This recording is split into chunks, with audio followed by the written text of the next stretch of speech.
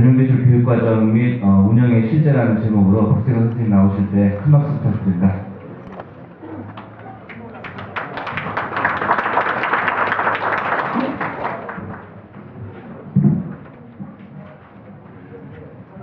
안녕하세요. 안녕하세요. 안녕하지 않으신 것 같은데요. 지난밤에 잘 못 주무셨습니까? 잘 주무셨어요? 네. 반갑습니다. 저는 지금 소개받은 대로 서울시 동작교육지원청 발명교실 전담교사로 있는 박세근이라고 합니다. 원래 제가 처음에 발명교실에 왔을 때 워크숍이라는 이름으로 매년 한 번씩 이렇게 모여서 전국 단위로 모여가지고요. 발명교실 전담교사들 그리고 설치학교 교장선생님들 그리고 장사님들 이렇게 모여가지고요. 시간을 이렇게 좀 같이 보냈었어요. 그런데 이제 2, 3년 전인가부터 인재육성협의회로 바뀌면서 그 담당 교사들보다는 인재육성협의회 위주로 이렇게 모임을 갖다가 올해 처음으로 발명에 관심 있는 모든 교사들한테 이제 문호가 개방이 된 거죠. 발명교실뿐만이 아니라 발명만 지도교사들까지도 이렇게 같이 모여서 자리를 같이 하게 되었습니다. 제가 볼 때는 굉장히 고무적인 일 같습니다. 발명교육이 현장에서 발명교실뿐만 아니라 발명반에서도 굉장히 많이 이루어지고 있는데 이렇게 같이 할 수 있는 시간이 되어서 굉장히 좋습니다. 오늘 제가 말씀드릴 부분은 발명교실 교육과정에 관련돼서 말씀을 드리고요. 그 다음에 후반부에는 운영의 실제에 대해서 말씀을 좀 드릴까 합니다. 아까도 말씀을 좀 드렸는데요. 사실상 오늘 제가 말씀드리는 것은 발명교실에 부임해 오신 지 1, 2년 차 되시는 분들 그리고 이제 발명반을 처음 맡으시는 분들 이런 분들을 위해서 제가 강의를 준비했거든요. 혹시라도 3년 이상 되신 분들은 여기 안 계셔도 됩니다. 네. 혹시 들으시다 좀 짜증나실 수도 있거든요. 다른 얘기 또 한다고. 그러신 분들은 제가 추천하는 것은 영재교육입니다. 그래서 영재교육 쪽에 앞으로 이제 영재교육이 활성화가 되면서 발명교육, 일반적인 발명교육보다는 좀 더 심화된 내용으로 교육하는 그런 내용들이 많이 좀 다뤄지고 있어요. 그래서 그 부분들에 대해서 들으시면 좋을 것 같습니다. 예. 제 눈치 안 보셔도 되니까요. 나가셔도 됩니다. 본격적으로 말씀드리기 전에 제 경험을 좀 먼저 말씀을 드리고자 합니다. 저는 발명교실에 온 지 7년 정도 됐고요. 올해로서 이제 8년째 발명교실을 맡고 있습니다. 처음 부임해 온 지는 그때가 이제 2005년도였는데요. 사실은 제가 오고 싶어서 온 게 아니고 발명에 대한 경험이 있어서 온 것도 아니고요. 사실은 이제 먼저 있던 학교에 과중한 업무를 피해서 도피처로 제가 이제 그 학교에 갔을 때 어린 나이인데도요 교무 기획을 맡기더라고요. 그래서 제가 교무 기획을 처음에 맡아서 인정을 받는구나 해서 기분이 좋아서 일을 열심히 했는데 다른 사람들은 4시 반에 다 칼퇴근 하더라고요. 저는 남아서 항상 8시, 9시까지 일을 했어요. 돈을 더 주는 것도 아니고요. 좀 기분이 언짢더라고요. 그래서 어떻게 하면 도망갈 수 있을까 하던 차에 공문을 접하게 됐습니다. 네, 제가 소속되어 있는 동작교육지원청에 발명교실 전담교사를 모집한다는 공문을 봤어요. 그래서 일단은 도망가고 봐야 되겠다. 네, 그래서 지원서를 냈습니다. 그랬더니 면접을 보러 오라고 그러더라고요. 그래서 갔습니다. 갔더니 이제 그 장사님 면접을 보고요. 그 다음에 과장님까지 면접을 봤습니다. 저는 일단은 이제 먼저 있던 학교에서 나와야 되니까 어떻게든 잘 보이려고요. 뭐든지 예스 했습니다. 다 잘하겠습니다 하고요. 그 다음에 이제 안에 있던 양복도 다 입고 가서 이렇게 인사를 드렸어요. 한참 있다 보니까, 됐다고 오라고 하더라고요. 네, 발령 받기 전에. 그래서 됐다고 오라고 하시더라고요. 그래서 다시 가서 인사를 드리는데 제가 한번 물어봤어요. 이 경쟁률이 얼마나 됐냐고요. 네, 저 혼자 왔답니다. 알고 봤더니 서로 안 오려고 하는 자리였어요. 전임교사가 5년 만에 이제 학교를 옮기게 된, 저희 서울은 5년 만에 옮기거든요. 근데 5년 만에 나가야 되는데 후임자가 없으니까 7년까지 하신 거예요. 그래서 이제 더 이상은 이제 못 있겠다. 그래서 이제 공문을 대대적으로 뿌렸고 제가 거기에 낚시에 이제 걸린 거죠. 그래서 어쨌든 제가 이렇게 시작을 하게 됐습니다. 가서 봤더니 대단한 데더라고요. 일단은 제가 아무것도 모르는 상태에서 갔기 때문에 전혀 정보가 없었어요. 근데 갔더니 동작교육지원청 발명교실이 어디에 설치가 되어 있느냐면요. 서울에, 지금 은현동입니다. 옛날에는 이제 봉천 11동. 이름이 다 바뀌었어요. 봉천동 하니까 집값이 안 올라가지고, 그래서 이름을 다 바꿨는데, 인원동이라는 데가 있습니다. 왜 인원동이냐면, 위치가, 서울대학교, 아시죠? 서울대학교. 서울대학교에 정문이 있고 후문이 있는데, 후문 쪽에 있어요. 후문에서 걸어서 한 15분 정도, 차 타면 한 5분 정도 거리에 있습니다. 예. 예전에 이제 봉천동이었어요. 학교 이름도 봉천중학교였습니다. 근데 이제 이름도 다 바꿨죠. 그 후문에서 조금 내려오다 보면은 낙성대라는 데가 있어요. 예, 낙성대 공원이. 여기가 이제 강감찬 장군을 기리기 위한 공원입니다. 예, 동상도 있고요. 그래서 저희 학교가 이제 그 이름을 바꾸면서 강감찬 장군의 호를 딴 거예요. 그래서 인원공이었죠. 그래서 인원중학교 이름을 땄습니다. 거기에 갔더니 여기가 전국에서 처음으로 발명교실이 생긴 데였어요. 아시고 계셨나요? 네, 우리나라에서 최초로 발명교실이 설치된 곳이 바로 여기입니다. 근데 그때 당시에 이름은 봉천중학교였어요. 1995년도에 제가 이제 2005년도에 갔으니까 꽤 이제 역사가 있었죠. 대단한 곳이더라고요. 근데 이게 처음이라는 게 굉장히 두 가지 뉘앙스가 있습니다. 첫 번째는 굉장히 역사와 전통이 있다. 대단한 곳이다. 이런 느낌이 있었고, 또 하나는 오래됐으니까 어떻겠습니까? 굉장히 낡았겠죠. 예. 갔더니요, 최고 제가 이제 가슴 아팠던 게 뭐냐면, 발령받고 사실은 정보를 전혀 없는 상태에서 그 발명교실을 처음에 갔는데 보니까, 저는 발명교실에서 굉장히 좀 세련된 이런 건축물이 실내가 그럴 줄 알았어요. 근데 갔더니 완전히 공장이었습니다. 공장. 지금도 그러신 데 있을지 모르겠습니다만 제가 처음에 딱 갔을 때는 어쨌든 내부가 다 초록색이었습니다. 초록색. 테이블도 초록색, 예, 벽면도 초록색, 기계들도 다 초록색이었어요. 제가 못 보던 그런 풍경들을 봤습니다. 예, 제가 워낙 기술교사인데 기술실도 그렇게 꾸미지는 않거든요. 보통 나무 색깔, 예, 갈색 계통인데 여기 가니까 다 초록색이에요. 안전제일 뭐 이런 공장 분위기죠. 예. 거기다가 제 전임자 욕을 해서 좀 그렇습니다만 전임자가 그 컴퓨터도 제가 그 원조 학교에서는 586 쓰고 있었는데 여기 왔더니 386 컴퓨터예요.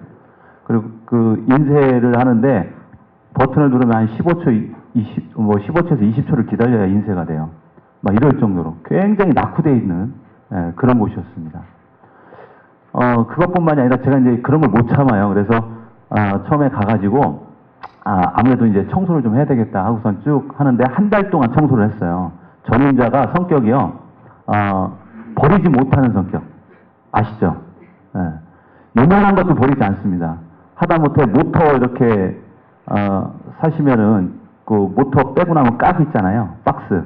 조그만 박스요. 그걸 모으셨는데 그게 이만한 푸대자루로 2푸대예요. 그게. 예, 그럴 정도로 뭐 엄청나게 잘 모아놨어요. 근데 이제 청소를 하다 보니까 보이는 것만 있는 게 아니라 테이블 뒤쪽에서도 막 나옵니다. 뭐 쓰다만 아크릴 같은 거 이런 것들이 막 나오기 시작해요. 더군다나 이제 그 안쪽에 장 안쪽을 이렇게 뒤져보니까 상당히 많은 것들이 좀 있었는데 쓰지도 않는 것들이요. 이런 것들이 상당히 많았습니다. 그리고 제가 그걸 보면서 어떤 생각이 들었냐면 만약에 내 자녀가 여기 와서 공부를 한다면 보낼까? 이 생각이 자꾸 들더라고요. 일단은 오고 싶은 곳이 돼야 되는데 오고 싶은 곳이 아니라 이건 완전히 공장 소굴이에요. 소굴. 예. 그게 제일 좀 걱정스럽기도 하고 또 마음에 걸리기도 하고요. 그랬습니다. 이걸 보면서 할까요? 또 하나는 뭐냐면요. 제가 이제 아무것도 모르니까 운영을 하면서 전임자가 하던 프로그램 그대로 운영했거든요. 근데 제가 1년을 운영을 해보다 보니까 1년 내내 아이들은 뭔가 만들어요. 굉장히 많이 만듭니다. 프로그램도 굉장히 많고, 과정도 많고, 그래서 늦게까지, 굉장히 업무도 많고 그렇지만, 학생들이 하는 걸 이렇게 쭉 보니까, 실질적으로 발명에 대해서 배우는 게 아니라, 뭔가 이 기능을 배우고 있는 거예요. 계속해서 뭔가를 만들고 있습니다. 네. 이렇게 하면 발명이 될까? 저는 이제 이런 생각을 좀 갖게 됐습니다.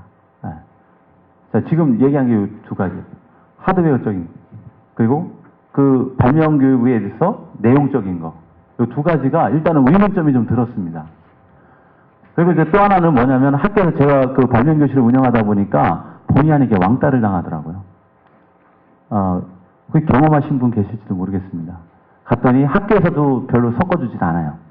예, 교사들이 이렇게 모이는 시간하고 제 근무 시간하고 지금 잘 안 맞아요. 그러니까 회식할 때도 저는 잘 부르지 않습니다. 예. 그리고 또 하나는 교육청에서도 이제 떨어져 있으니까 장학사님도 저를 안 챙겨주세요. 근데 이제 첨예하게 대립됐던 게 뭐냐면 발명교실을 인식하는 그 우리 저 교장 선생님의 마인드입니다. 그때 당시에 그 교장 선생님께서 뭐라고 그러셨냐면 발명교실 필요 없다예요. 그래서 교육청에다 자꾸 얘기해서 좀 갖고 나가라. 딴 데로 좀 옮겨라. 뭐 이렇게 말씀을 많이 하시더라고요. 왜 그러냐? 우리 학교 학생도 아닌데 다른 학교 학생들이 와가지고 여기 학교를 괴롭히고 있다는 거예요. 그러면서 이제 저를 이제 못 살게 구시는데 어떻게 못 살게 구시냐면 너희들 때문에 청소가 안 된다. 그러니까 그 부분이 있죠. 저희가 이제 한 층을 다 쓰고 있었는데 5층 한 층을 다 쓰고 있었는데 그 층은 우리 보고 청소를 다 하래요. 근데 그때 당시에 우리 발명교실의 멤버가 누구였냐면 저하고 저를 도와주는 기능직 한 분이 있었어요. 그 두 사람이 교실 4칸을 다 청소하랍니다. 그러니까 굉장히 억울한 거예요. 가만히 1년을 살다 보니까 어떤 생각이 드냐면 제가 교사로서 여기 왔는데 제가 한 30%는 교사는 맞아요. 수업을 하니까. 근데 30%는 장학사예요. 막 업무 담당 그 기한해야 되고 문서 양식해야 되고 행사 치러야 되고 뭐 이런 것도 있고요. 나머지 40%가 뭐냐면 기사입니다. 맨 물건 날르고요. 새로운 재료 들어오잖아요. 5층이니까 엘리베이터도 없어요. 그걸 날라야 되는데 아무도 안 도와줍니다.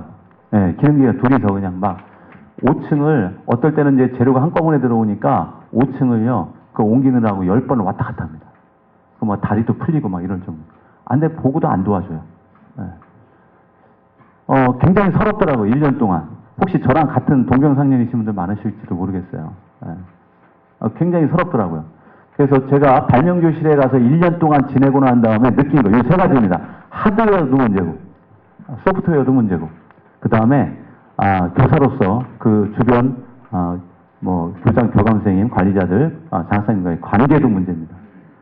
이거를 이제 개선을 해야 되겠는데 굉장히 어렵더라고요. 상당히 어려웠습니다, 사실은. 그래서 그거를 다 말씀드리자면 좀 눈물이 날까 말씀을 못 드릴 정도로, 예. 그 다음에 교장선생님한테 제가 잘 보이려고 무조건 회식 자리에 수업 다 챙겨주고 갔어요. 무조건. 가가지고 맨 앞에 앉아가지고 계속 술 따라 드렸습니다. 예. 못 먹는 술을.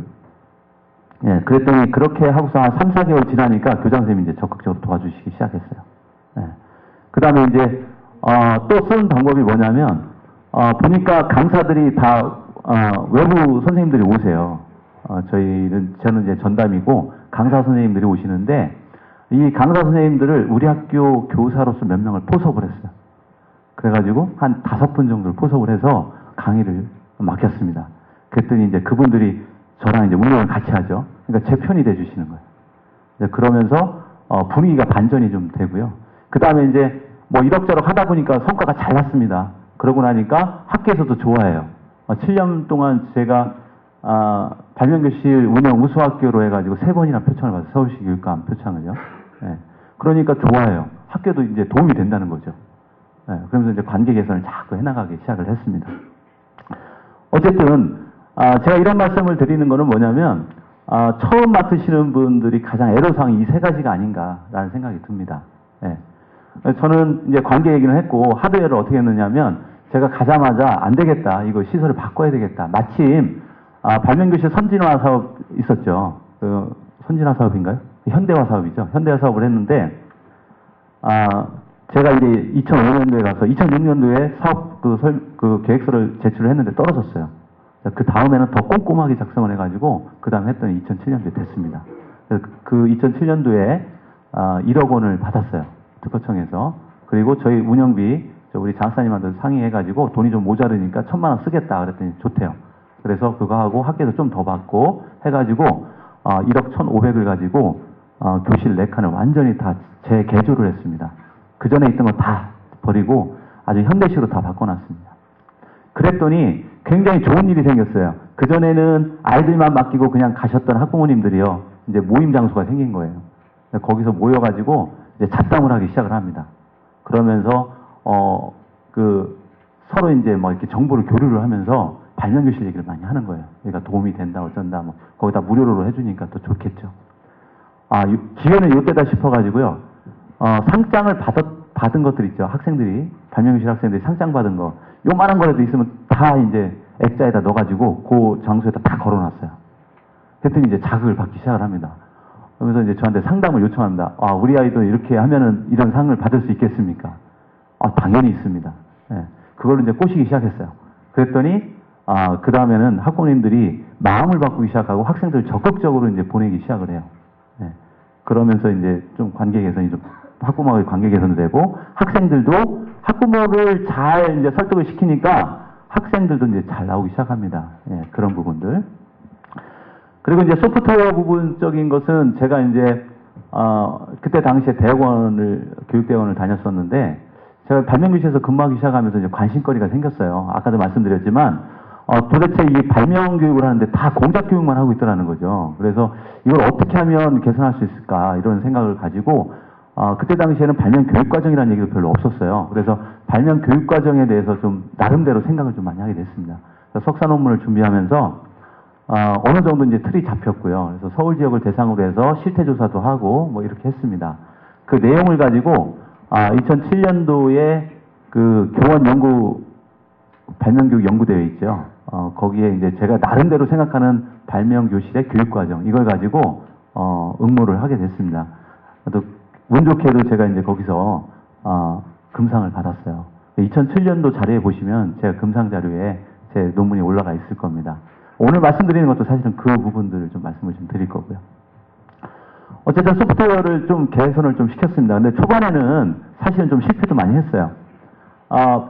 만드는 게 공작교육이지 발명교육은 아니다라는 생각을 가지고 많이 바꿔놨어요. 그랬더니 어떻게 됐겠습니까? 발명교육이 잘 이루어졌을까요? 하나둘씩 학생들이 떠나기 시작합니다. 재미가 없대요. 그래서 이제 제 나름대로는 또 어느 정도 이제 진통을 좀 겪었습니다. 그러면서 어떤 분들은 학생들이 일단 와야 교육이 되니까 그런 부분이 굉장히 중요하다고 말씀을 하세요. 근데 저는 거기에 동의하지 않았습니다. 사실은. 발명교육이라는 것은 목적이 있죠. 그렇죠? 여기에 온 목적이 있어요. 근데 그것 이외에 다른 것들을 통해서 유인을 해봐야 아무런 쓸모가 없다는 거죠. 그러니까 아무리 만들기 재밌어도요. 어느 정도 시간이 지나면 도움이 안 된다 그러면 다 떠납니다. 예. 그 과정을 탈바꿈시키는데 굉장히 시간이 많이 걸렸지만 어쨌든 지금은 굉장히 당연시 받아들입니다. 저희는 공작 그 프로그램이 50%도 안 돼요. 그럼에도 불구하고 학생들이 굉장히 많이 오려고 노력하고 있습니다. 그래서 지금 못 들어와서 안달이에요. 예. 그렇게 봤을 때 이 발명 교육 과정을 제대로 편성만 하게 된다라면 충분히 가능한 얘기다라는 생각을 하게 됐어요. 그래서 오늘 이제 말씀드릴 부분이 이제 그 부분이죠. 발명교육 과정에 대해서. 최근에는 시대가 좀 많이 변하고 있습니다. 아까도 말씀드렸지만 1995년부터 발명교실이 설치가 됐고 그 이전에도 물론 이제 발명교육이 많이 이루어지고 있었지만 사실은 95년도에 처음 시작을 해서 점점 늘어나가지고 지금 190여 개가 설치가 돼 있죠. 전국에 190여 개가 이렇게 설치가 돼 있습니다. 그러면서 이제 계속해서 새로운 발명교실을 만들기 위해서 굉장히 노력을 많이 했고 그것이 어느 정도 정착이 됐습니다. 그 이후에 2000년대쯤 가면요 내용을 채우기 위한 노력을 많이 했습니다. 그래서 오늘 저 옆쪽에서 강의하시는 김영익 교수님, 최유영 교수님 뭐 이외에도 여러 교수님들께서 발명교육에 대한 교육 내용을 좀 컨텐츠를 찾아내시려고 굉장히 노력을 많이 했죠. 그래서 많이 보급이 됐습니다. 아마 발명교실에 계시는 분들 책장을 잘 뒤져보시면 그때 당시에 나왔던 여러 가지 교육 프로그램들이 많이 있을 겁니다. 그것들을 쭉 보시면 오래됐다고 버리실 게 없어요. 그 내용을 보시면 좋은 내용들이 상당히 많습니다. 예. 그리고 이제 가장 중요한 변화가 있습니다. 제가 국무총리실에서 했었던 그 자문을 한번 가가지고 왜 발명교육이 잘 안 되느냐 이거를 이제 제가 이제 역설을 한번 한 적이 있었는데 뭐냐면요 일반 학생들은 도움이 안 되면 관심을 안 가져요. 그럼 도움이 돼야 된다는 얘기는 가장 중요한 게 뭐냐면 교과 속에 포함이 돼야 된다는 거죠. 일단 시험 보고 뭐 이래야지 이제 공부를 하게 되는데 교과에 포함되어 있지 않는 발명은 학생들은 그냥 곁다리. 그래서 나중에 가서 이게 도움이 안 된다 그러면요 바로 등 돌리는 거죠. 예. 다행히도 2000년대 중반에 굉장히 사회적인 그 분위기가 형성이 좀 됐었죠. 발명의 중요성, 지식재산의 중요성, 뭐 이런 것들이 형성이 되면서, 결국은 이제, 교과서에 수록이 됩니다. 제일 먼저 이제, 수록된 게 중학교 기술과정 교과에 기술과 발명 단원에 발명 내용이 좀 들어갑니다. 그리고 이제 지금은 점점 더 분위기가 더 익어가지고요. 앞으로 이제 초등 실과 단원에도 들어갈 예정이고요. 그 다음에 고등학교 개정 교과서에도 발명에 대한 내용이 상당히 많이 실릴 예정입니다. 자, 이런 변화에 직면해 있습니다, 우리가. 근데 이것이 저희들 발명교실에 있는 발명을 지도하는 사람들의 입장에서 보면은 좋을 수도 있고 아닐 수도 있습니다, 사실은. 왜 그러냐면요. 우리가 일반적으로 지금까지 발명교실에서 학생들을 유인해서 교육을 시켰던 내용들은 뭐였느냐면 발명이 이런 것이다 알려주는 차원이에요. 발명은 이런 것이다. 그리고 발명이 왜 중요하냐. 그리고 발명을 통해서 이렇게 할 수도 있다. 어떻게 보면 아주 기초적인 교육이 이루어진 거죠. 발명교실에서. 그런데 이런 기초교육을 어디서 받고 있느냐면요. 이제 학생들이 일반 교과에서 그걸 다 하고 온다는 얘기입니다. 자, 그러면 발명교실의 교육 내용을 그대로 갖고 있으면 이제는 안 된다는 얘기예요. 좀 더 심화돼야 된다는 얘기죠. 네. 그래서 이제 발명교실의 교육 과정에 변화가 필요하다. 그리고 발명교실의 교육 내용, 그리고 교육 방법이 학교에서 이루어지고 있는 발명교육과 이제 차별화가 돼야 된다는 거죠. 이게 굉장히 중요한 부분이라고 저는 생각을 합니다. 자, 일단은 이제 발명교실이 애매해졌어요. 예. 학교에서 발명교육을 받고 있는데, 거기 그 책 내용을 보시면요. 발명교실에서 다루고 있는 거 다 다루고 있습니다. 예.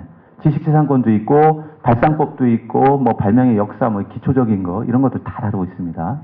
예. 그렇다면, 발명교실은 어떻게 될 것이냐? 발명교실은 뭘 가르쳐 줍니까? 위상이 어떻게 될 것이냐?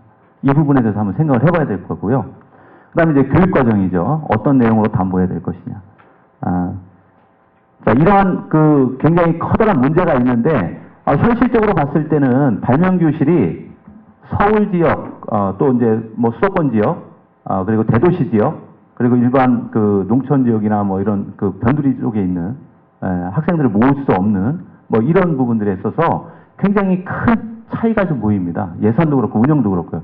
이거 다 극복을 해야 됩니다. 왜냐하면 왜 극복을 해야 되느냐? 아까도 말씀드렸지만 교과서에 이미 다수의 학생들이 그걸 배우고 있어요. 예전에는 그냥 체험 중심으로 갔다라면 지금은 그렇게 해서는 변별력이 없다는 거죠, 우리가.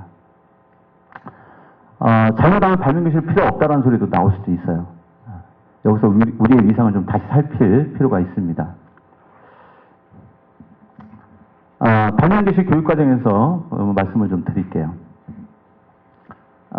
일단은 발명교실 교육과정을 말씀드리기 전에 발명에 대해서 명확하게 우리가 알고 있어야 된다.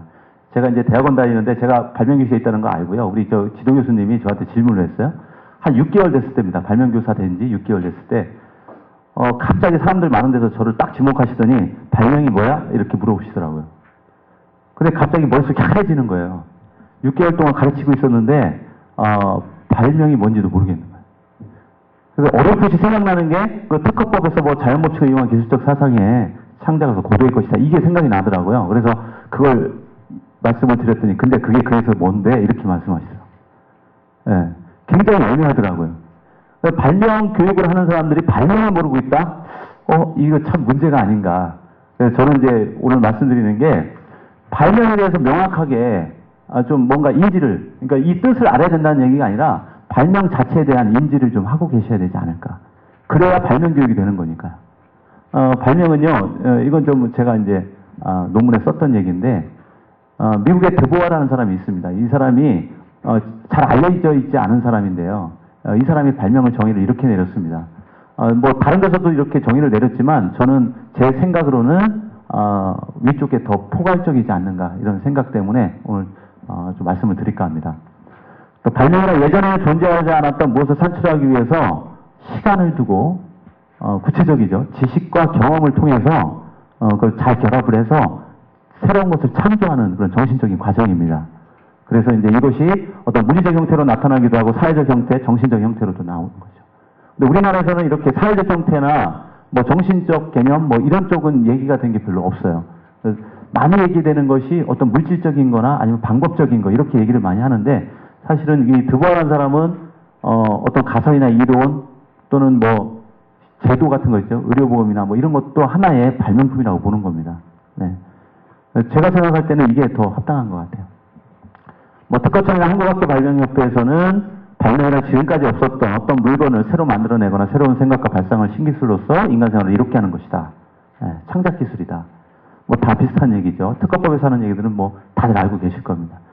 여기에서 가장 중요한, 그러니까 빼놓지 않고 나오는 게 뭐냐면 창작이라는 얘기예요. 창작. 네. 기존에 없던 것들을 만들어내는 것이 굉장히 중요하다는 얘기죠.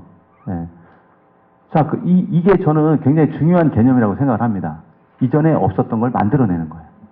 자, 그러면 발명교육이 어떤 방향으로 가야 되느냐? 이걸 배우면, 발명교육을 하면 발명을 잘해야 되잖아요. 그러니까 새로운 창작을 잘해야 되는 거죠. 이 부분이 가장 중요하지 않을까라는 생각이 듭니다. 그래서 결과적으로 발명교육의 역할이 뭐냐? 발명교육을 통해서 이제 발명교육을 통해서 이제 얻는 이런 지식과 경험들 있죠. 이것들을 잘 체득하고 결합해서 새롭게 창조의 길로 나가게 되는 겁니다. 그러려면 이제 세 가지가 필요하죠. 발명에 대한 지식, 그리고 발명을 잘하기 위한 기능, 그리고 발명적 태도. 이 세 가지입니다. 근데 이 세 가지는 다른 교과에서도 요구하고 있는 사항이에요. 이 세 가지입니다. 그러니까 발명도 하나의 교육과정이라고 얘기했을 때 그냥 서브로 배우는 그런 것이 아니라 하나의 교육과정이라고 얘기했을 때는 이 세 가지가 다 포함이 돼야 된다는 얘기입니다. 자, 그런 의미에서 발명교육은 이런 식으로 이렇게 이루어져야 된다는 얘기고요. 발명교육의 역할을 한번 같이 보겠습니다. 발명의 정신적인 창조 과정을 쉽게 이루어지도록 안내하고 조력하는 역할을 해줘야 된다. 그러니까 발명교육을 받은 사람과 안 받은 사람 이런 차이가 있어야 되는 거죠. 그러니까 발명을 받지 않은 학생들이 더 발명을 잘한다라면 제대로 조력하고 제대로 안내하지 못한다는 얘기입니다. 항상 궁금했던 게 뭐냐면요. 전국학생 과학 발명품 경진대회, 대한민국 학생 발명 전시회, 요 수상한 학생들 보세요. 발명교육 받았느냐 보면요. 좋은 상 받은 학생들은 없어요. 오히려 발명교실에 다니는 학생들은 교육을 많이 받았는데도 불구하고 수상을 잘 못합니다. 네. 이게 왜 그럴까 한번 생각을 해보셔야 돼요. 이거 발명교육이 잘못됐다는 얘기죠. 방향을 잃고 있다는 거죠. 근데 저는 예전에 저희 발명교실과 지금의 발명교실의 차이점은 뭐냐? 예전에는 저희 동작청 대회에서 상을 받는 학생들이 발명교실에 안 다니는 학생들이 대부분이었다면 지금은 대부분이 발명교실에 다 오는 학생들이 받고 있습니다. 네, 이게 달라진 거예요. 네, 그렇다면 발명교육 제대로 되고 있다는 겁니다. 그러니까 공작 프로그램 많이 없어도 충분히 가능성이 있다는 얘기죠. 그리고 또 하나는 물론 이제 이런 것뿐만 아니라 수상하는 것뿐만이 아니고 발명교육을 통해서 얻어진 발명에 대한 소양이 실제로 이제 발명 문제를 해결할 때 어떤 적극적인 실마리가 될 수 있는 그런 모티브가 돼야 된다는 거죠. 네. 따라서 발명을 위한 기초 능력, 뭐 문제 해결 능력, 창의적 설계 능력 이런 것들, 그러니까 단순히 어떤 과학적 원리, 기술적 원리를 아는 것에서 떠나가지고 이런 고등사고 능력을 길러주는 것이 발명교육에서 굉장히 필요한 것이 아닌가라는 생각을 좀 하게 됐습니다. 제가 나름대로 이제 여러 연구자들의 연구물들을 좀 문헌고찰해서 제가 이제 내놓은 결론이에요. 쭉 한번 읽어보시면 아실 것 같고요. 그래서 일단은 발명교실을 처음에 운영하시기 전에 발명교육에 대한 목적 또는 목표, 이것을 명확하게 세워둘 필요성이 있습니다. 이게 흔들리면요, 길을 잃어버리는 거예요. 네. 왜 그러냐면, 저도 대단한 길치기 때문에 그런 일들이 많아요. 길을 막 가고 있는데, 제가 중간에 어디로 가고 있는지 모르는 거예요. 그런 경험을 많이 해보셨을 것 같은데요. 우리가 이제 발명교육을 운영하다 보면은 중간에 지금 어디로 가고 있는지 잘 모릅니다. 예. 제가 대단한 길치라, 어느 정도냐면요. 맨날 가는 그런 건물에 가서, 들어가서 이제 술도 마시고 얘기도 하다가 3시간 만에, 이제 2시간, 3시간 만에 밖에 딱 나오면요. 우리 집이 왼쪽인지 오른쪽인지 잘 분간이 안 가죠. 내비게이션이 없으면 어디 길을 못 찾아갑니다. 근데 가끔 제가 갖고 있는 내비게이션이 길을 이상하게 알려줘요. 내가 아는 길이 있잖아요. 그 길도 희한하게 가르쳐줘요. 그러면 제가 의도하지 않게 막 돌아가거나 막 이렇게 되겠죠. 그 마찬가지입니다. 우리도 이제 이 발명 교육도 마찬가지고요. 교육 목적을 정확하게 세워두시는 게 굉장히 중요하다. 여기에서 가장 핵심은 뭐냐면 아까도 말씀드렸던 발명 교육에 대한 발명을 교육을 하게 되면 발명을 잘하도록 만들어주는 거예요. 네. 그런 지식과 경험과 태도를 가질 수 있도록 이렇게 해주는 것이 목적이지 않을까라는 생각이 듭니다. 이제 구체적으로 얘기하자면은 목적에 있어서 구체적인 목적은 창의적 설계 능력, 그 다음에 이제 문제 해결 능력, 성취감, 그 다음에 이제 뭐 정보를 수집하고 분석, 활용하는 방법, 뭐 이런 거. 그리고 여러 가지 착상 기법, 과학, 수학, 기술의 원리와 지식, 이런 것들이 다 필요합니다, 사실은. 지식재산권, 뭐, 그 다음에 태도적인 측면, 뭐 이런 것들도 상당히 필요합니다. 그래서 여러 가지 문헌을 관찰해 보면요, 지식과 기능, 태도를 이렇게 나눠가지고, 이렇게 좀 나눠 놓으신 분들이 많습니다. 연구물들 중에는요. 그래서 보시면 이제 이렇게 돼 있어요. 그래서 이 중에서 제가 가장 좀 중요하다고 생각하는 건 색깔을 좀 달리 해놨습니다.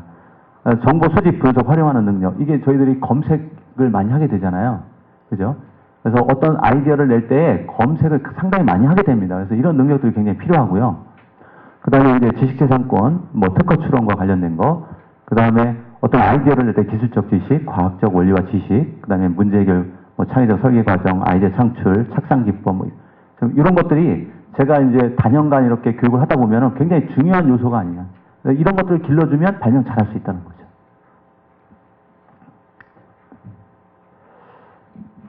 그래서 제가 연초에 발명 교육 과정을, 교육 프로그램을 편성을 할 때 제가 갖는 생각입니다, 이게. 네. 궁극적인 질문은 그거죠. 발명을 잘하게 하려면 무엇을 배워야 되나? 학생들이 뭘 배워야 될까? 이런 생각을 하게 됩니다. 이 목적을 정확하게 하고 내용을 잡아내려가면요, 실패하지 않습니다. 자, 일단, 발명을 잘하려면 발명 문제를 잘 찾아내야 되잖아요. 그죠? 그래서 일단 발명 문제를 발견해야죠. 그래서 기존 제품에 대한 비판적 사고, 그 다음에 문제 발견하는 그런 프로그램, 이런 거 집어넣으면 되겠다. 그리고 현상에 대한 호기심, 그리고 태도를 갖기 위해서 여러 가지 활동들을 하면 되겠다. 뭐 이런 거고요. 자, 발명 문제를 발견했으면 이제 그 다음에 문제를 잘 해결해야 되겠죠. 그러면 이제 해결하기 위해서 필요한 게 뭘까? 뭐 문제 해결 과정이라는 거 있죠. 그래서 문제 해결 과정에 대해서 학생들이 이거를 습득하게 되면 굉장히 아주 손쉽게 발명을 할 수 있지 않을까. 예. 그 다음에 뭐 아이디어를 내기 위한, 또 아이디어를 수렴하기 위한 뭐 확산적 사고 기법, 수렴적 사고 기법, 이것도 필요하죠. 이런 과정들이 필요하고, 또 효과적으로 하기 위해서 과학적 원리나 기술적 원리도 습득하면 더 좋고요. 그 다음에 이제 정보 검색도 잘 할 수 있어야 되겠죠. 자, 이런 내용들입니다. 이런 내용들을 교육 내용으로 잡아주는 거죠. 자, 그 다음에 이제 발명을 했으면 내 권리를 찾아야 되겠다. 그래서 지식재산권에 대한 거, 출원 방법에 대한 거, 그 다음에 특허 검색에 대한 거, 그 다음에 이제 중요한 거죠. 아이디어를 시각화하는 거, 도면 그리고, 뭐 요즘에 많이 하고 있는 스케치업이나 뭐 이런 것들이요. 예. 실제적으로, 어떤 발명 교실에서 교육 내용을 잡을 때 어떤 목적에 충실해서 잡으면요, 이런 것이 반드시 들어가야 된다는 겁니다. 제 생각에는. 이거는 기본으로 들어가고, 이후에 이제 나머지, 그것들은 이제 학생들의 흥미를 유발할 수 있는 여러 가지 다른 것들. 물론 이제 이 자체 내에서도 흥미를 유발할 수 있는 방법도 있지만, 뭐 이것 이후에도 다른 거 있다 그러면, 예를 들어서 이제 발명 놀이 같은 거 있죠. 놀이 같은 거. 뭐 이런 것들을 좀 곁들여주고, 또 디자인 분야에서 좀 재밌게 해줄 수 있는 이런 부분들이 있어요. 그러니까 내용을 잡으실 때 목적에 충실해서 이렇게 잡아주시면 훨씬 더 효과적인 발명교육 프로그램이 되지 않을까라는 생각입니다. 이제 구체적으로 이렇게 매칭을 시켜보면 좋습니다. 지식과 기능 태도로 나누고요. 왼쪽에는 목적을 딱 보시고, 구체적인 목적이죠. 그 다음에 이제 내용을 쭉 보시는 거예요. 이걸 서로 이제 이렇게, 짝을 맞춰 보시면, 정말로 필요한 게 어떤 건가. 어떤 부분을 우리 교육과정에다 집어넣어야 되겠다. 뭐 이런 것들이, 선정이 될 수가 있습니다. 자, 그 다음에 이제, 교육 방법이죠. 교육 방법은 제가 보니까 그전에는 시범을 보이고, 만드는 것. 예, 그거 이외에는 별로 다른 방법이 별로 없었는데요. 일반 교과에서도 상당히 많이 변화를 하고 있는데, 더군다나 모든 교과를 종합적으로 하고 있는, 요새 뭐 스팀의 대명사다라고 할 수 있는 발명교육에서, 예전 방법대로 할 수는 없죠. 효과적이지도 않고요. 그래서 제 생각은, 다양하게 섞어야 된다는 겁니다. 학교에서 하지 않았던, 학교보다 더 업그레이드 되어 있는 그런 수업을 좀 하셔야 된다는 거죠. 뭐 학교에서는 지금 뭐 프로젝트법도 많이 하고 있고요. 뭐 토익법 역할놀이 뭐 이런 것도 하고 있는데 발명교실은 그렇지 않아요. 그냥 와서 일방적으로 얘기 듣고 일방적으로 그냥 만들고 그냥 가버리는 경우가 상당히 많더라는 거죠. 이런 것들을 지양해야 된다는 거죠. 자, 교육 방법을 선택할 때는, 수업 방법을 선택할 때는 다양한 방법을 여러 가지를 이렇게 하는 게 좋습니다. 일단은 강의도 하고 체험도 하고 그 다음에 이제 팀으로 나눠가지고 프로젝트 학습도 하고 뭐 여러 가지를 막 섞어버리는 거죠. 학생들이 와서 재밌어야 됩니다. 예. 이런 활동을 하면 학생들이 굉장히 재밌어해요. 그 다음에 이제 수업 방법 같은 경우는 아까도 말씀드렸지만 어쨌든 간에 교육 목적을 달성하기 위해서 우리가 교육을 하는 거기 때문에 내용도 교육 목적에 맞춰야 되지만 방법도 역시 이 교육 내용을 가장 효과적으로 전달할 수 있는 방법을 선택을 해야 됩니다. 예를 들면 뭐 지식재산권을 가르치겠다 하는데 뭐 지식재산권을 가르치기 위해서 우리가 강의식으로 할 수 있지만 사실은 그것보다 더 극대화시킬 수 있는 방법도 여러 가지가 있습니다. 이런 방법들을 좀 써주는 것이 좋다라는 거죠. 그냥 지식재산권이면 그냥 일방적으로 강의식으로 하고 끝내버리고, 네, 뭐 이런 경향들이 좀 많습니다. 예, 평가도, 저는 이제 평가는 사실 뭐 많이 하지 않는 편인데요. 요즘에 이제 창의성을 기르기 위해서 제가 공부를 하다 보니까 창의성을 기르기 위해서는 평가를 하지 말아야 된다고 합니다. 그래서 제가 평가는 좀 발명교실만큼 평가를 하지 말자. 그 대신 학생들한테 의욕을 불어일으키기 위해서 이 방법보다는 이제 다른 방법으로, 이런 식으로 어떤 활동평가, 열심히 하는 사람한테는 기회를 더 주겠다. 뭐 이런 식으로 하고 있습니다. 저는 자체적으로 이렇게 평가를 하고 있어요. 출석이 가장 중요하다. 왜냐하면 강제상이 아니잖아요. 안 와도 뭐 어쩔 수 없습니다. 그런데 출석 평가를 이제 하다 보니까 학생들이 거기에 굉장히 매달리게 되죠. 수업 활동 평가 매 시간 또 하고요. 그 다음에 장기 과제를 줍니다. 처음에 과정을 시작할 때 마지막까지 이 과정이 끝날 때까지 장기 과제를 주는 거예요. 그래서 그 장기 과제를 어디다 해놓냐면 1인당 하나씩 파일을 줍니다. 그러면 그 파일에다가 다 담도록 그렇게 하고 있고요. 그 다음에 이제 발명대회도 적극적으로 이제 홍보하기 위해서 발명대회 나가서 참가하면 몇 점, 그리고 발명대회에서 수상하면 몇 점. 그러면 이제 학생들이 다음 과정을 올라가기 위해서는 이게 좀 굉장히 필요하거든요. 그러니까 이제 열심히 하게 되는 거죠. 그 다음에 온라인 발명교육 이수도 시키고 그거에 대한 점수도 평가하고요. 그다음에 지식재산권 뭐 출원했다 그러면 또 점수 나름대로 매기고요. 또 아이디어를 잘 제출하는 학생들도 가산점을 주고요. 네, 이렇게 하고 있습니다. 발명교실의 교육과정은 제가 이제 여러 군데를 제가 연구하면서 여러 군데를 좀 살펴봤어요. 서울 지역은 뭐 다 살펴봤고요. 그 다음에 이제 지방에 컨설팅이나 아니면은 그 강의차 이제 가가지고 그 담당 교사랑 이제 얘기를 하면서 어떻게 운영되고 있는가 이렇게 좀 상황을 좀 잘 살펴봤는데 일단은 큰 문제가 있습니다. 서울 지역은 굉장히 잘 되고 있어요. 이 단계별로 수업을 하고 있어요. 예를 들어서 초급에 들어온 학생이 중급으로 올라가고요. 중급에서 배웠던 학생이 다시 상급에 올라가는 겁니다. 이거는 이제 단계형이라고 부르죠. 단계형. 제가 지방으로 갈수록 잘 안 되고 있는 부분들이 이거예요. 근데 혹시 알고 계시나 모르겠습니다. 올해부터 특가청에서요. 이 단계별로 발명교실을 운영하는 것을 규정 사실화하고 있습니다. 이렇게 운영 안 하시면 이제 평가에서 불이익을 당하는 겁니다. 근데 여건은 상당히 어려운데 제가 생각할 때는 이게 방향은 맞는 것 같습니다. 왜냐면요, 단발성 발명교육을 가지고서 효과를 낼 수가 없어요. 저도 해보면은, 저는 이제 예전에는 초등학교 4학년부터 이제 발명교육을 시작을 했는데, 이 학생들이 나중에, 성과를 낼 때가 언제냐면 중학교 1학년부터예요. 그러니까 최소 2년, 3년은 받아야, 그 다음 이후에 이 학생이 굉장히 그 발명에 대한 지식, 기능, 태도가 다 이제 갖춰진 거예요. 그러면서 막 성과를 내기 시작하는데 바로 그때입니다. 예. 적어도 2년, 3년이다라는 거죠. 이 교육을 다 받으려면 그 학생들을 기초반에서, 초급반에서 다 머무르게 할 수는 없지 않습니까? 그러니까 단계별로 이렇게 배울 수 있도록 해줘야 됩니다. 어제도 질문 중에 그런 얘기가 좀 나왔는데요. 사실은 초급 프로그램과 중급 프로그램, 상급 프로그램은 달라야 되죠. 그죠?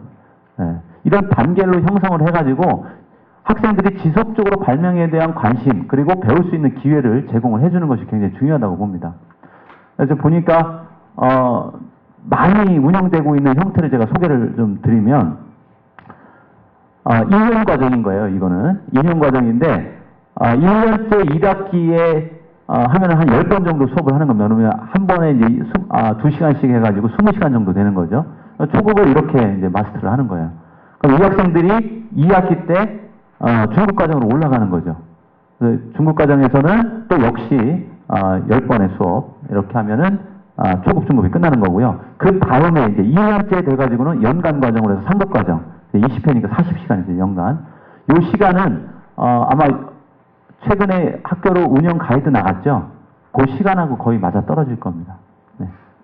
초급, 중급, 상급 시간이 이렇게 2년 정도면 딱 될 것 같아요. 개정에 이제 3년 과정으로 하는 데가 있습니다. 그러니까 처음에 초급 과정에서 연간 프로그램으로 돌리는 거예요. 그래서 초급이 1년 동안 배우고, 중급이 1년 동안 배우고, 상급이 1년 동안 배우고요. 그래서 총 3년 과정입니다. 네. 참고로 이제 저희 발명교실이 2년 과정이에요. 1학기 때 초급반, 그 다음에 2학기 때 중급반, 그 다음에 그 다음 해에 상급반 해가지고 2년 과정을 하고 있는데, 그러고 나니까 이제 학생들이 더 하고 싶다라고 하는 학생들이 많습니다. 그래서 그 이후에는 제가 이제 창조반이다 해가지고 한 반을 더 만들어서 거기는 무조건 하고 싶은 상급 과정까지 다 끝난 학생들이 무조건 올라오는 거예요. 그러면은 팀별로 묶어가지고 그 학생들은 거의 프로젝트 수업만 합니다. 발명대회 준비를 하거나 아니면 프로젝트 수업을 하거나 또 아니면은 저희들이 이제 그 주는 어떤 문제 중심 학습 뭐 이런 것들을 중심으로 해서 평소에는 재밌게 하다가 이제 발명대회 있어 그러면 이제 발명대회 이제 나가기 위해서 서로 이제 팀별로 이렇게 꾸려가지고 서로에게 아이디어도 제공해주고 뭐 이런 식으로 합니다.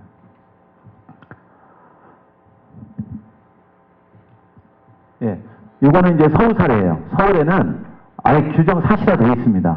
그래서 초급과정, 중급과정, 상급과정을 이런 과정을 통해서 운영을 해라라고 지침이 내려왔습니다. 이것도 사실은 저희 발명교실 담당 선생님들께서 다들 모이셔가지고 이 정도가 적당하겠다 그래서 서울 지역은 약속을 한 겁니다. 모든 발명교실이 서울에 이제 21개가 있는데 모든 발명교실이 이렇게 운영하고 있습니다. 그래서 초급은 12시간 이상. 근데 보통은 이제 12시간 넘게 하시겠죠. 그리고 중급과정은 20시간, 상급과정은 40시간. 근데 이 과정이 아마 운영 가이드에도 나와 있다시피 여러 선생님들께서 참고를 하셔서 앞으로 교육과정이 이렇게 안 되고 있으면 이런 방향으로 좀 차츰차츰 변해야 되지 않을까. 그래야 나중에 이제 내년부터는 특허청에서 바로 평가를 한다고 합니다. 지금까지는 교육청에서 평가를 한 다음에 그 평가 결과를 특허청에다 전달했고 그 결과를 가지고 이제 운영비를 배분을 했어요. 그런데 앞으로는 특허청에서 바로 자료를 받아가지고 평가를 하겠답니다. 그러니까 결과적으로 이렇게 운영하고 있느냐 안 하고 있느냐를 보겠다는 얘기예요. 자, 과정별 내용 구성은 이렇게 하고 있습니다. 그래서 초급에는 흥미 위주로 가고 있어요. 흥미 위주로. 일단은 저희 그 발명교실에서 하고 있는 모든 프로그램의 공작 프로그램은 거의 초급반에서 많이 이루어지고 있습니다. 초급반은 아주 간단한 그 이론을 빼고는 거의 체험 중심으로 가고 있습니다. 그걸 통해서 학생들이 재밌다, 흥미롭다 이런 것들을 느끼면 좋은 거죠. 자, 다음에 이제 초급을 지난 다음에는 역시 초급에서 했던 여러 가지 프로그램들도 기본적으로 깔려 있죠. 그렇지만 거기에서 더하기 뭐가 되느냐면 탐구 과정을 집어넣습니다. 탐구 과정. 약간씩 학생들이 많은 생각을 할 수 있도록 탐구 과정. 특히 발상법이나 뭐 이런 것들을 많이 집어넣고요. 문제 해결 과정 같은 것도 집어넣고요. 자, 그다음에 상급 과정으로 가면 초급, 중급의 내용에다 플러스를 더 해주는데 뭘 더 해주느냐면요. 이제는 이제 뭔가 개발할 수 있는 거. 자기 스스로 아이디어를 낼 수 있는 거예요. 그러니까 이 중급반에서 만약에 아이디어 착상 기법을 배웠다 그러면은 그 착상 기법은 방법을 배우는 거고요. 저 상급반에 가면은 이제 그걸 이용해서 똑같은 수업 제목은 똑같아요. 그런데 상급반에 가면은 그걸 가지고 이제 내가 응용을 해서 아이디어를 내는 거예요. 활동지를 가지고 이런 식으로 하고 있습니다. 그래서 이게 분명하게 구별을 좀 시켜주셔야 돼요. 그러니까 초급반 오는 학생들한테 아이디어를 내라 이러면요 다들 도망가요. 그러니까 초급반 학생들은 되도록이면 재미나고 흥미로운 것들이요. 이런 위주로 가야 되는 거고요. 그다음 이제 중급반 학생들은 대부분 이제 거기에서 플러스해서 생각을 더 할 수 있는 프로그램들. 그래서 요즘 아이들이 생각하는 거 굉장히 싫어하잖아요. 그러니까 이 생각을 어떻게든 할 수 있게끔, 재미나게 할 수 있게끔 이렇게 바닥을 좀 깔아주는 거죠. 그런 내용들을 좀 삼으면 좋겠고, 상급반에서는 그걸 바탕으로 해서 뭔가 개발하고 그걸 통해서 지식생활도 얻을 수 있고 발명대회에서 수상할 수 있고 뭐 이런 것들을 좀 하는 겁니다. 실제로 발명대회를 다르게 편성하시는 그런 선생님들이 많으세요.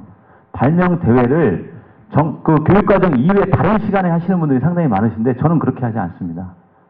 수업 시간에 발명대회도 다 다룹니다. 그래서 발명대회가 그날 주제다 그러면 예를 들어서 LG생활과학 아이디어 공모전 얼마 안 남았어요. 그러니까 9월 뭐 말까지 이렇게 접수다 그러면 8월 말부터 9월 중순까지는 그 수업이에요. 그래서 그 수업을 하면서 수업 시간에 이제 아이디어 내는 발상법 예전 거 옛날에 수상 작품들 보면서 다 분석하고요. 그 다음에 학생들한테 이제 팀별로 이제 그 검색용 컴퓨터를 지급을 해가지고 본인들이 아이디어 내고 검색하고 이제 이렇게 하도록 만들어줍니다.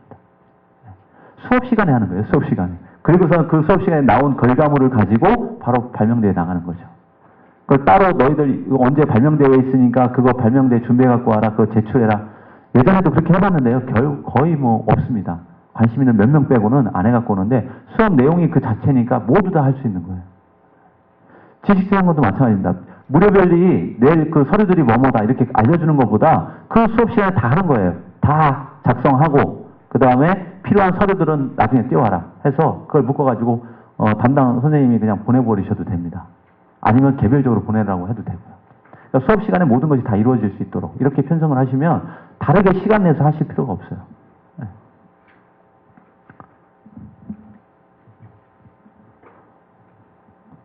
그 다음에 이제 학생 선발이죠. 이게 이제 실무적인 내용이다 보니까 이런 것가 있습니다. 학생 선발은 우리 운영 가이드에 나온 것처럼 이렇게 합니다. 근데 보통, 다들 아시겠지만 요 부분이 굉장히 중요한데요. 기본교육과정의 초급과정, 중급과정, 상급과정에서 대상자들을 명확하게 해줄 필요성이 있다는 겁니다. 아까도 단계별로 형성하라는 얘기는 예를 들어서 이제 처음 하는 학생이 얘가 굉장히 똑똑해요. 그렇다고 해서 중급반에 들어오면 중급과정에 들어오면 안 된다는 거예요. 어쨌든 발명교육은 전혀 다른 개념이다. 그래서 어떤 학부모님들은 굉장히 무리한 요구를 하세요. 우리 아이가 영재학급을 나온 아이다. 자, 그런데 그거로 봐서는 이거 상급과정에 해당되는 상급과정에 바로 들어가겠다. 이건 안 됩니다, 사실은. 네. 왜냐하면 기초부터 탄탄하게 올라와야 됩니다. 기초부터. 네.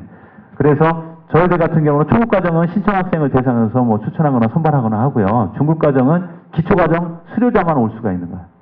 상급과정은 중급과정 수료자만 올 수 있고요. 그러니까 그 학생들한테 어떻게 보면 거꾸로 얘기하면 특혜를 주는 겁니다. 그래서 그 학생들은 굉장히 자부심을 느껴요. 네. 자, 이건 이제 기본교육과정이고요. 그 다음에 저는 사실은 처음에는 좀 반대를 했다가 나중에 곰곰이 생각해보니까 이것도 굉장히 필요한 것 같아요. 특별교육과정을 운영 편성하는 것도 굉장히 도움이 되더라라는 겁니다. 특별교육과정 그러면 이제 학생들이 발명교육하고는 전혀 상관이 없어요. 그렇다고 해서 전혀 상관이 없지는 않지만 그래도 제가 볼 때는 기본적인 발명교육과정하고는 좀 거리가 있다. 하지만 학생들이 굉장히 원하는 반이 있어요. 대표적인 게 로봇반입니다. 저는 이제 로봇을 별로 안 좋아하기 때문에 뭐 발명을 꼭 로봇 가지고 할 필요는 없잖아요.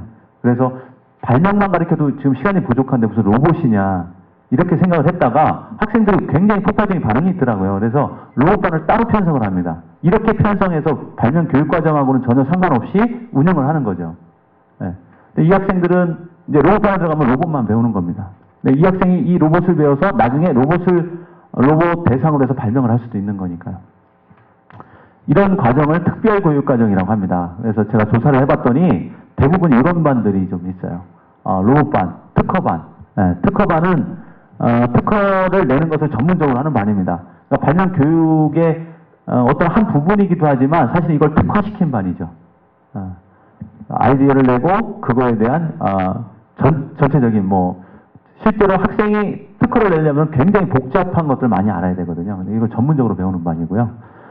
전자기초반, 캐릭터반, 항공우주반, 자연환경탐사반, 디자인반, 도예반, 애니메이션반, 이런 거 말고도 상당히 많이 운영을 하고 있는데요.